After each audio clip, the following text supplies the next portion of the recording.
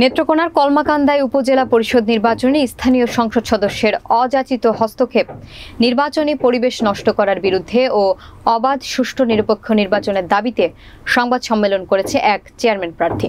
বিস্তারিত দেখুন নেত্রকোনা নিজস্ব প্রতিনিধি হৃদয় রায় সজীবের প্রতিবেদনে। শুক্রবার দুপুরে কলমাকান্দার উপজেলা মোড়ে চেয়ারম্যান প্রার্থী মোস্তাফিজুর রহমান চয়ন এই সংবাদ সম্মেলনের আয়োজন করেন। এ সময় স্থানীয় এমপি ভোটারদেরকে মোবাইলে হুমকি, সমর্থকদের উপর হামলা, মিথ্যা মামলা দেওয়া সহ নানানভাবে নির্বাচনকে মারাত্মক প্রভাব বিস্তার করার অভিযোগ করেন। সেই সাথে নির্বাচনকে অবাধ ও সুষ্ঠু করতে প্রধানমন্ত্রীর হস্তক্ষেপ কামনা করেন। সংবাদ সম্মেলনে জেলায় কর্মরত বিভিন্ন প্রিন্ট ও ইলেকট্রনিক মিডিয়ার সাংবাদিকগণ উপস্থিত ছিলেন। কলমাকান্দা উপজেলা পার্টি অফিসে আত্মীয়তার দোহাই দিয়ে আমাকে 8 তারিখের পরে 9 তারিখে দেখে নেয়ার হুমকি দিয়ে গেছেন। এটা কলমাকান্দাবাসী সকলেই জানি, যা ইতিমধ্যে সামাজিক যোগাযোগ মাধ্যমে ভাইরাল হয়েছে।